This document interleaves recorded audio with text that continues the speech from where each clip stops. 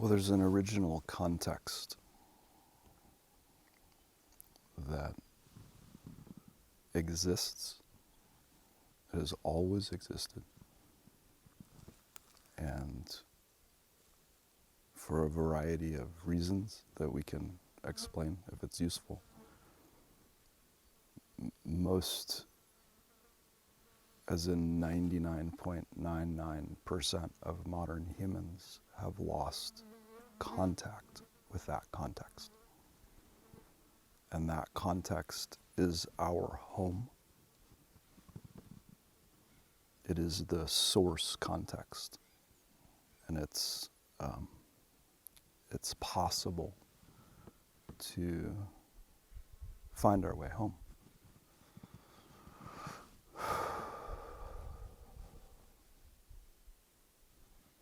That's about as condensed as I can get it.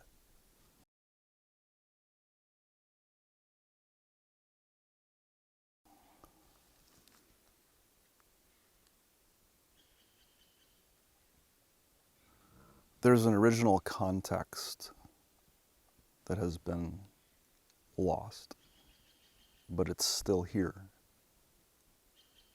It's possible to come home to it.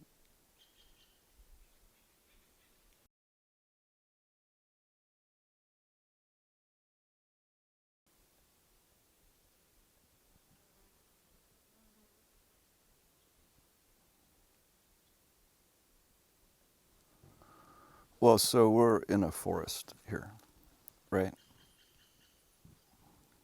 So at one level, I just mean the outer and inner environment as a context. But then this particular forest is, it's an original forest. It's not ever been decimated. So this place in the living world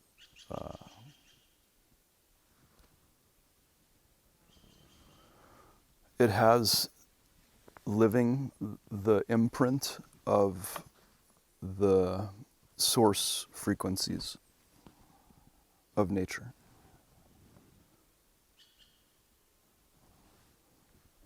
So part of what I mean by context is the place, finding a place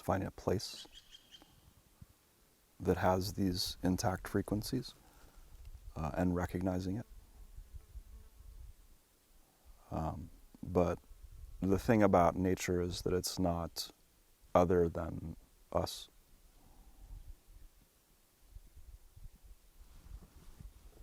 So there's a relatedness that we can cultivate in that contact. And through that relatedness, my experience is we can find our way home.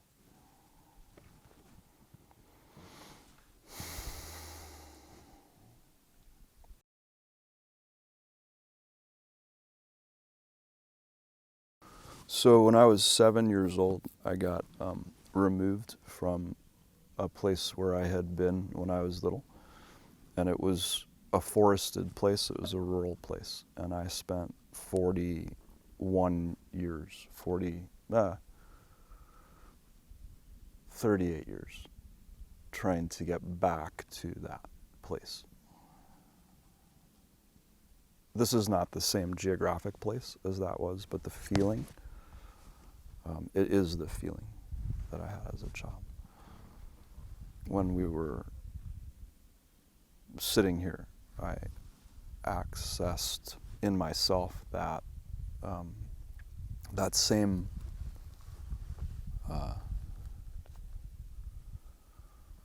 spirit of myself as a child, you know. The same.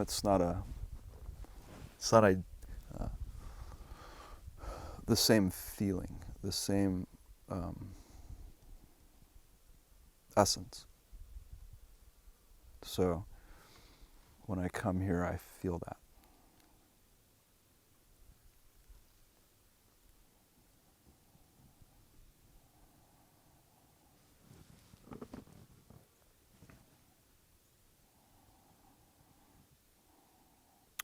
I spent 1.5 years out here before I did anything.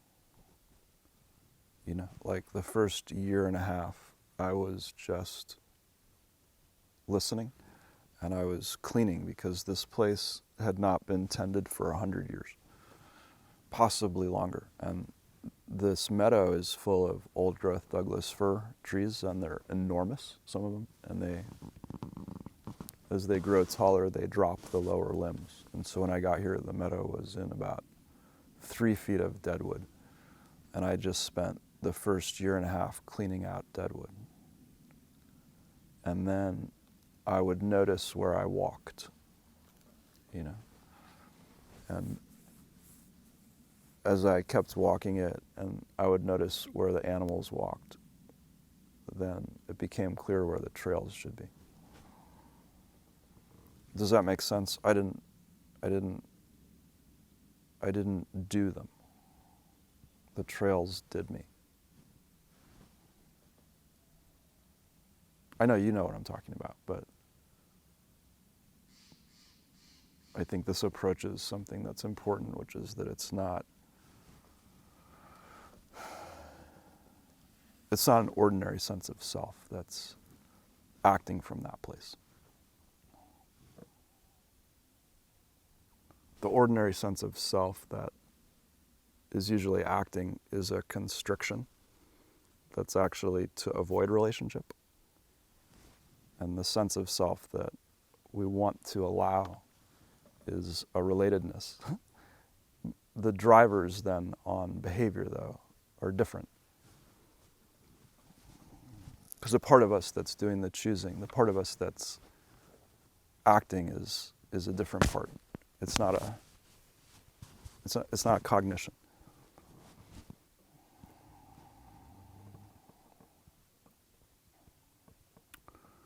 So there are things that have been built here, and there are things that I've made with my hands, but I'm not sure I've built them. The table here, this table came like 2 years ago. I saw it. I don't know if I was dreaming or awake, but I saw the table in this place, you know.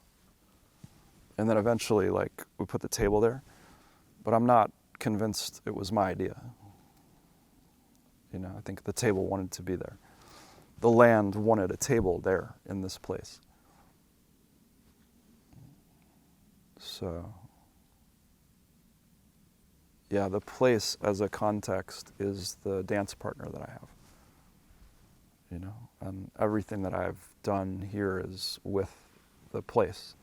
And it's given me very strong signals if I start to do something that's the place doesn't want. And even to have this conversation like with modern people is outside of the ordinary conceptualization of what a place is, because modernity doesn't grant animacy somehow to what is alive. But of course, I'm in a living forest. Of course it's alive. It's replete with aliveness. Everything around us is alive. And in this place, it's the original life of this place that's been in, you know, the relatedness, the trees relating to the mycorrhizal network, relating to the stream, relating to the birds and the mammals and everything else, the insects, the amphibians that's here. So I was the intruder in a way, right?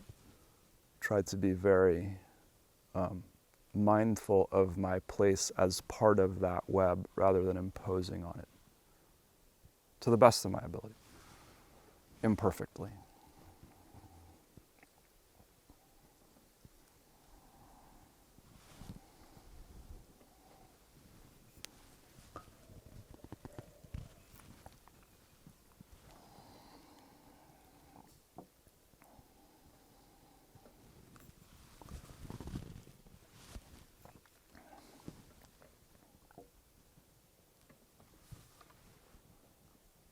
My friend Chiyokasin is always saying, like, why do we talk about getting a download? Why don't we get an upload? And so he's Lakota, and there's a word in Lakota for that upload that the earth is giving us all the time. And in order to receive that upload, we have to, well, I guess first, practically speaking, we have to have our feet in contact with the ground. And I don't mean that in like a New Age way, although it has a New Age connotation. But this is like as old as humanity, is that we want to rest on the earth. And so this word conveys the awareness that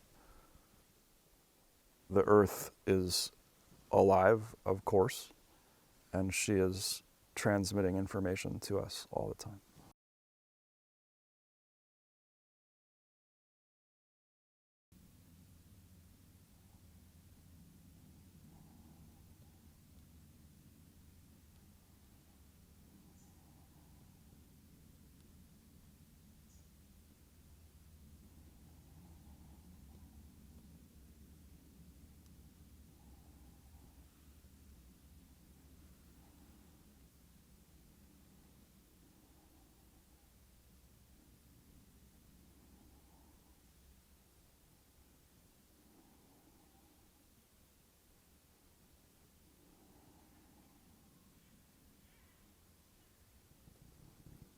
Well, this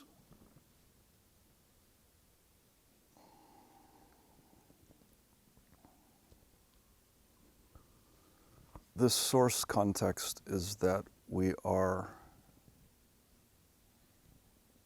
originally earth-based people. Like the origin of humanity is earth-based. Like all of us ancestrally, we were earth-based people.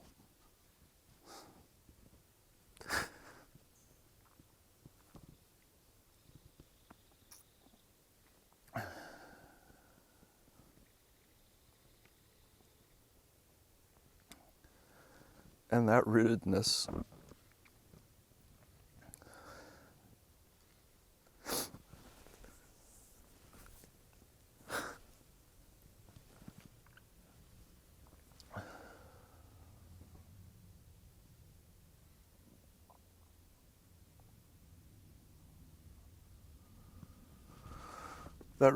was what got cut off.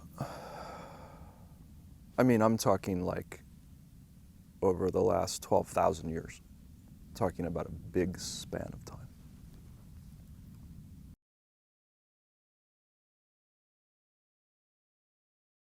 The earth never left us. We left the earth.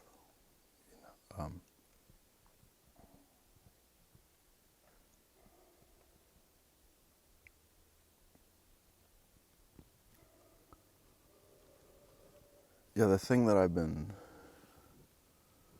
focused on really all my life is, this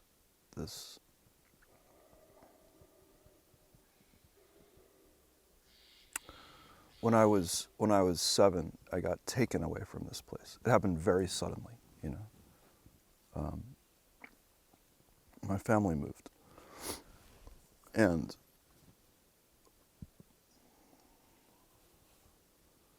I didn't know that I belonged to that place.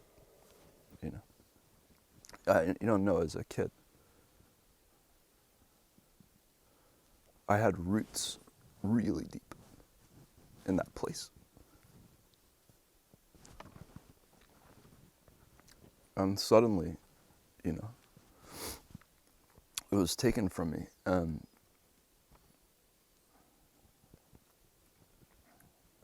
I froze. I shut down.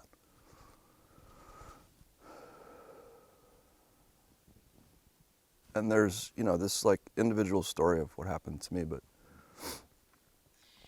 there's something about it which is also what happened to us, like modern humans, there was trauma, there was these cuts to us, these things that we suffered, and it cut people off. Some people, not everybody, but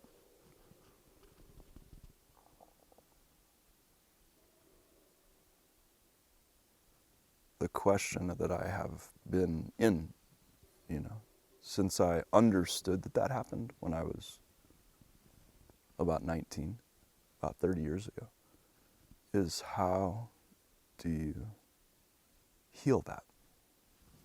How do you heal that?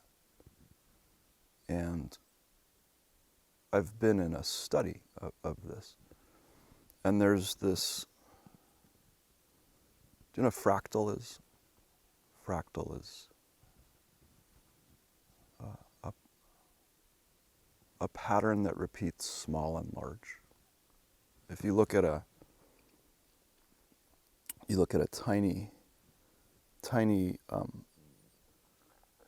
place where the water is,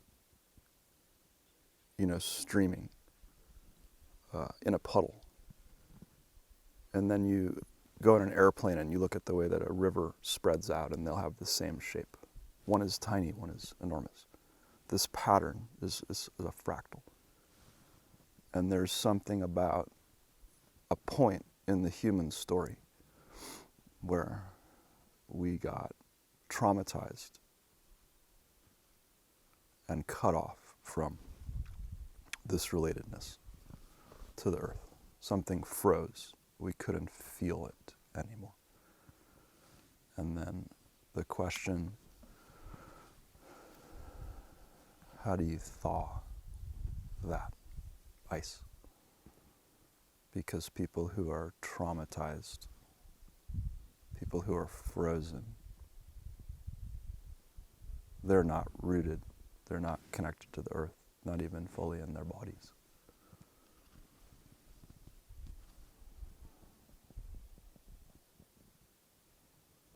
The earth, she's been here waiting for us.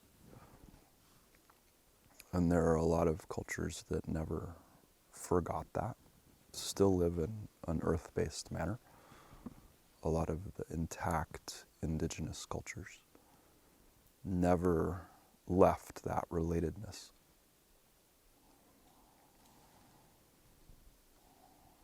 And so that is a possibility,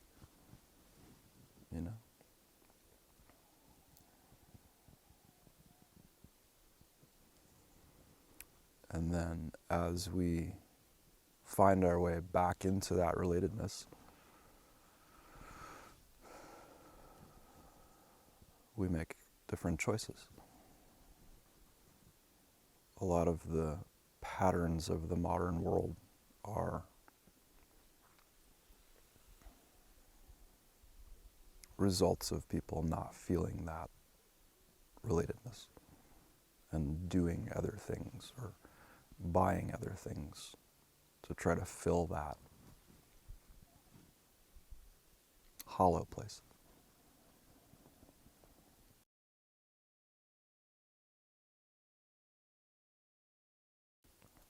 One of my mentors is a woman named Darsha Narvaez. She's one of the world's leading transdisciplinary psychology researchers. And I've asked her this question. And there's a point like 12,000 years ago where humans deviated from an ancestral baseline that was this original pattern, this source pattern that I'm talking about. And, for hundreds of thousands of years of our evolutionary history, we lived in small band hunter-gatherer groups. She says that's the baseline of human normalcy. These small groups, they're in the living world, they're moving with animals. And then about 12,000 years ago, you start to see a deviation from that. The pattern starts to change. And there's very quickly, the rise of settled agriculture and cities that are in one place And then you start to have land ownership and the transfer of property and the origin of right angles as surveyors are demarcating land boundaries. And you have this cascade of events, right? And if you step back far enough and you look at the pattern of that cascade, what I feel it is, it's that suddenly we become more interested in power over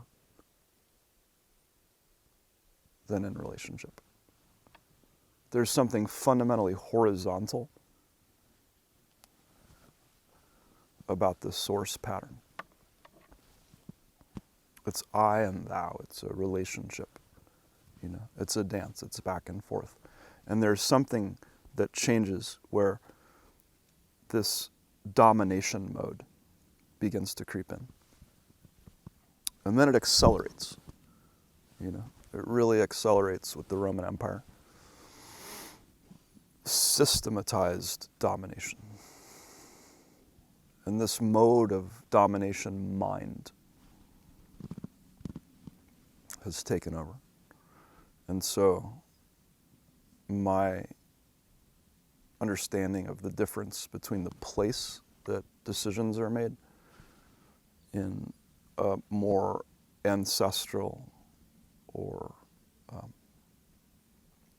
connected or indigenous manner that's earth-based and modern decision-making is that modernity has been infected with domination. And it's underneath everything. And the problem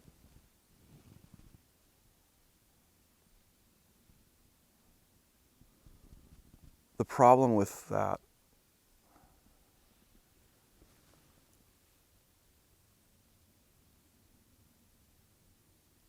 the essential problem is that the moment that I pretend to be above something, the moment that I think I'm above something, it actually engenders its opposite immediately. You can't have above without below. It causes a split in the psyche. I've studied this, really rigorously. I've worked with 100 mentors in 25 disciplines of well-being from 24 cultures. And I think the source wound of modernity is supremacy. You see it play out in different kinds of supremacy. White supremacy, male supremacy, etc. But the core pattern of alienation is a domination paradigm that leads to splitting.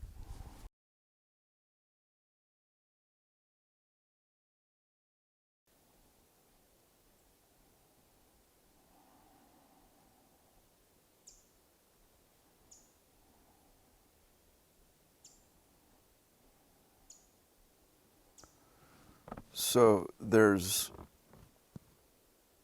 this question of relatedness versus domination. Because I'm saying it's under everything. This is the operating system. So there's no element that's not touched by this.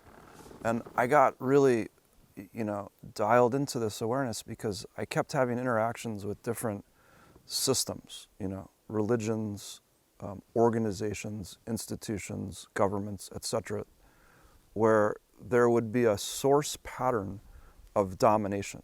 It didn't matter. I mean, not that it's not important, but the specific values or beliefs of the organizations, they were scaffolded on domination. And so as different as they might be, the outcomes kept being the same. And so then, but what does it mean to not be in domination? What does it mean to be in relatedness? And again, if I bring our attention back to this place, this forest, there's not domination in the forest. You have an ecosystem. We have these trees, right, that are magnificent. And then they're rooted into the soil. But they couldn't survive and pass nutrients to one another without the mycorrhizal network of the fungal network that's between them. And so the fungal network is like the neural network that's under the soil that connects all of the trees. And through that neural network, the trees pass nutrients to one another. So if a tree is dying, it will offload the nutrients to the other trees through that network. And if there are places of resource abundance in that network, and there are other places of depletion, the network will send the resource.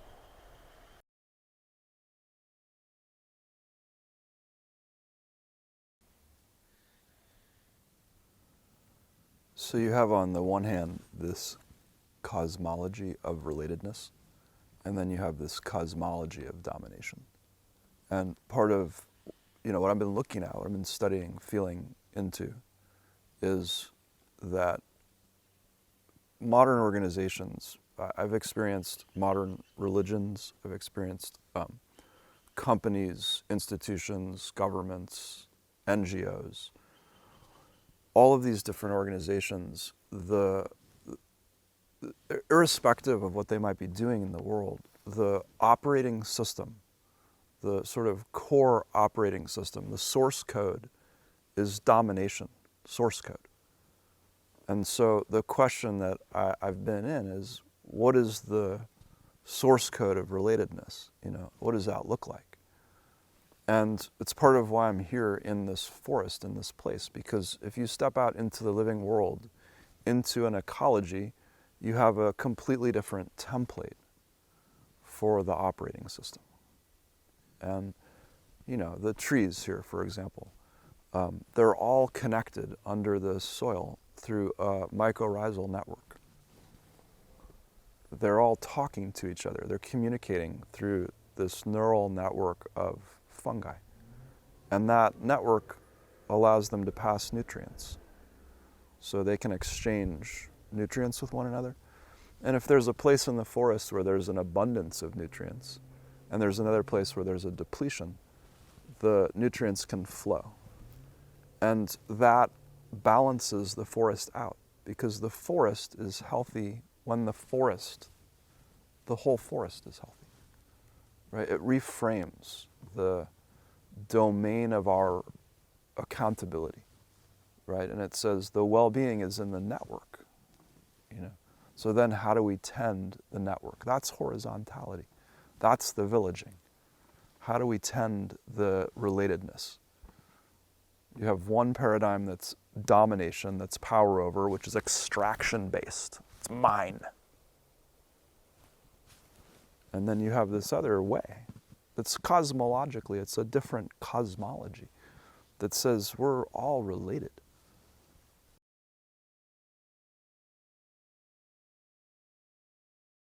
The feeling place that you're directing towards. There are several cultures on Earth that are several 100,000 years old, where there's been a continuous, a cultural continuity that's several 100,000 years. And in some of those source cultures, people won't go into a house. They won't go inside. Because they say that when people start going into houses, they get weird. They lose that relatedness. They lose that connectivity. So Americans, on average, statistically, are outside 7% of the time, which means that we're inside 93% of the time. And it's maybe useful for people to understand that there are source cultures on Earth where people are outside 100% of the time. Well, what happens when you're outside? You're getting different inputs, right? At the level of the senses, the nervous system. This, architecture of the mind and body, it has capacities that most modern people don't access because we're going way too fast in environments that are actually very unpleasant for the deepening of intuition.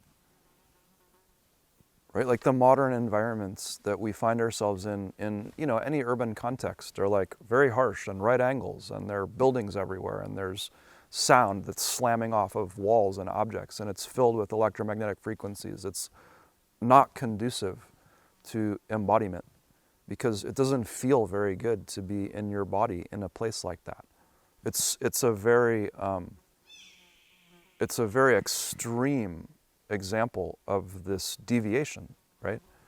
It doesn't take any great level of insight to just notice that if you're walking around downtown New York, Manhattan, and there are cabs zipping by you and you can't see, like there's 100-story buildings and the streets are caverns and everything's right angles, it doesn't feel lovely.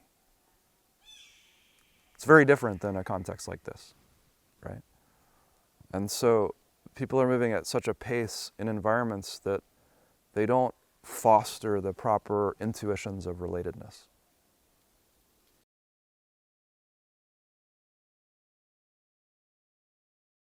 Well, the first time I came out here, I couldn't find it. It was like on a map, and I had a map, and the place, I couldn't find it. And then the second time, I walked out onto the land, and when I stood here, I could turn 360 degrees, a full circle, without seeing anything that was made by humans. And that was so deeply refreshing, or like nourishing somehow, right? There was no imprint of manufacture. And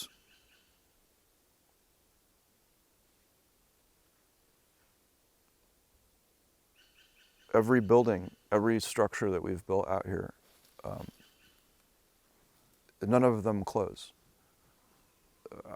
I wanted to experiment with what is a building, what is a built environment that fosters this intuition of relatedness, right? That you can't dissociate from the environment, because a lot of what we're talking about is dissociation, right? People pulling away out of relationship, shutting down, freezing, not feeling, right? And the reason that a lot of modern people don't feel very much is because when they do feel, it doesn't feel very good. And part of this is the context of modernity, and part of this is that, you know, most people have been harmed growing up, you know, developmentally, right? We're not good at fostering these contexts of safety and nurturance. We don't even have language really for this as a culture. You know, we talk about attachment, secure attachment, and these, you know, things in psychological tropes, but as a culture, we don't have the practice of nurturing mothers and children. We don't take care of people in this way. We don't have an understanding that safety, you know, a felt sense of safety, is the experience that gives rise to the kind of neural architectures that allow us to develop and foster connection and relationship, and that is actually the neural foundation of well-being. We don't have that vocabulary or awareness, right? And so a lot of modern people, they don't feel, because it doesn't feel good to be in the body.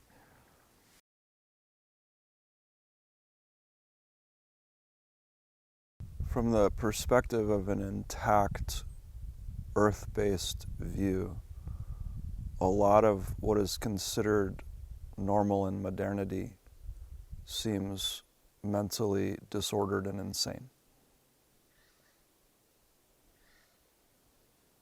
Like greed, for example.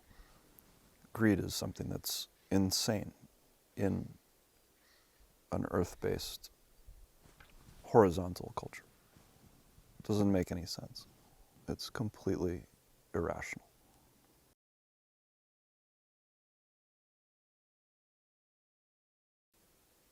I'm a connection phenomenologist. You know, this is the nature of the work that I do, is to understand the evocation of relatedness. And a lot of that work has been focused on the neurophysiology of relatedness,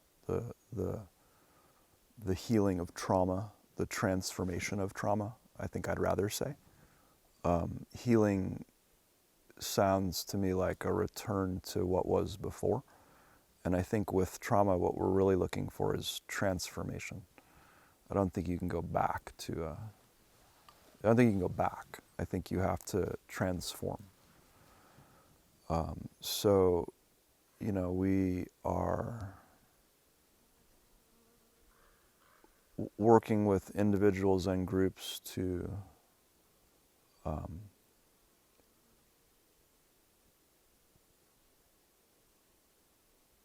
I would say deepen the felt experience of relatedness is really the essence of it. And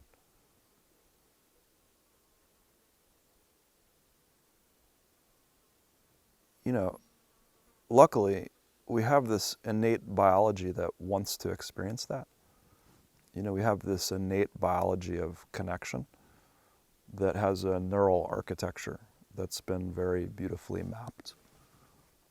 The work of Dr. Stephen Porges, who's a psychophysiologist, probably the world's leading expert on the relationship between the autonomic nervous system and behavior, has really mapped in lucid detail the neural architecture of these systems. There's literally a connection system in the body that brings together the neural regulation of the face and the voice and the tuning of the middle ear and the turning of the head and neck and the hands and the feet with the breath and the heart. And it brings us into relatedness when we feel safe enough. If you think of like a mother and an infant, and you think of the way that communication happens between those two beings before the infant is verbal, you know, there's a period of time when a baby is really young where it can't communicate its needs through words. The language is not there yet verbally. And so this system is like the doorway into, we say the eyes are the windows to the soul. This whole system is like the doorway to the heart. There's that expression, we wear, you know, some people wear their heart on their sleeve. It's not true, actually. You wear your heart on your face, and you wear it in your voice. Everybody does. You can't not do that, right? The neural architecture is such that the heart is expressed through the face and the voice. It's a doorway. And so often we're working with people to bring their system more and more into safety and the experience of that connection system, because when that starts to light up, there's something biological that starts to take over. And part of the history of my work was that I directed an organization for a number of years that was teaching mindfulness to incarcerated youth. It was like almost 2 decades ago. And, 15 years. And, you know, we were very, very, it was very impactful. We're seeing a lot of transformation in the young people we're working with. And we really, at the time, thought that it was a result of mindfulness. And then we did a really extensive study and found that the young people's mindfulness scores weren't changing at all. And I sat with this for several years because we couldn't figure out what was the mechanism of healing. And what we eventually realized was that what was happening in the groups that we were facilitating was that this innate connection biology was turning on. And once it turns on, and once people begin to feel it, and begin to recognize it, they can begin to reorganize themselves, you know. So we develop ancestral neurotechnologies of well-being, and we do that in different ways. But that's the essence, I think, of the work that we undertake with people.